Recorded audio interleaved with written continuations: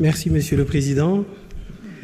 Chers collègues, Messieurs les ministres et vos collaborateurs, Mangilendi Nuyou. Le Parti de l'Unité du Rassemblement, dont je suis le secrétaire général national, avait vertement critiqué cette loi d'amnistie et avait, à travers la coalition Yewwi Askan Wi, voté contre.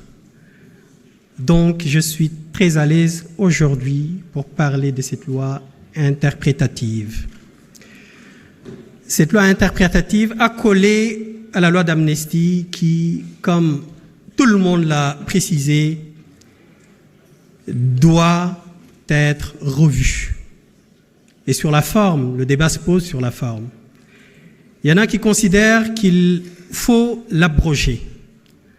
D'autres pensent que la modification partielle serait la bonne solution et le député Amadou Ba considère, lui, qu'il faut faire une interprétation de la loi. Moi, je suis de ceux qui considèrent que abroger la loi serait une demande dangereuse.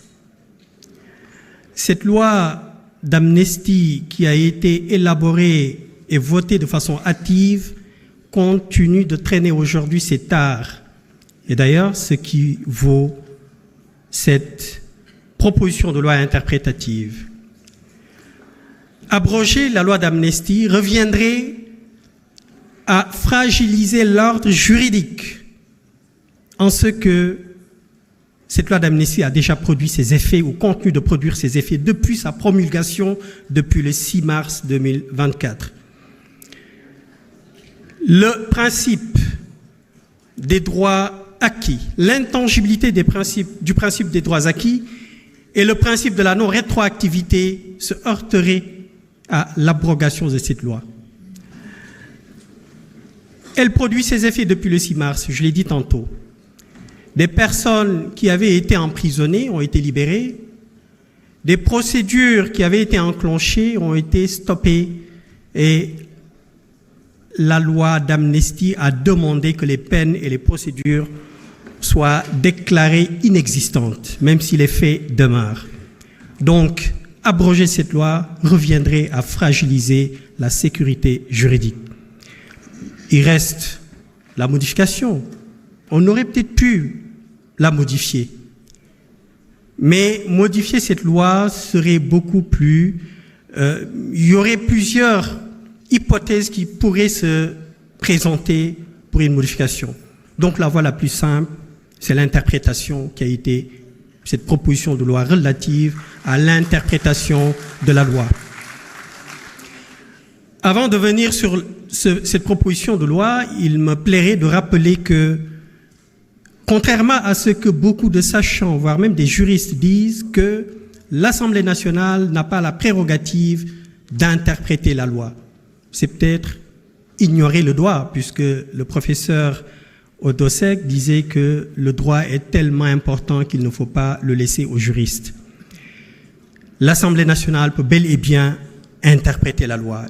Il y a plusieurs types de lois, loi ordinaire, loi organique, loi interprétative. Et la loi interprétative constitue une exception du principe de non-rétroactivité. Il y a les lois douces, les lois pénales douces, les lois expressément déclarées interprétatives et les lois interprétatives qui sont des lois rétroactives.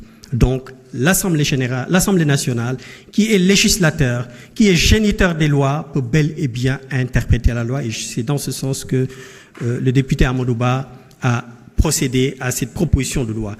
De quoi il s'agit? Il s'agit de préciser le sens de deux notions. Une motivation politique et des manifestations. Il s'agit d'un champ d'application fourre-tout qu'il fallait nécessairement préciser et en même temps faire de sorte que cette loi soit conforme aux instruments internationaux qui ont été ratifiés, souscrits par le Sénégal. Donc, je pense qu'il n'y a pas un chat à fouetter.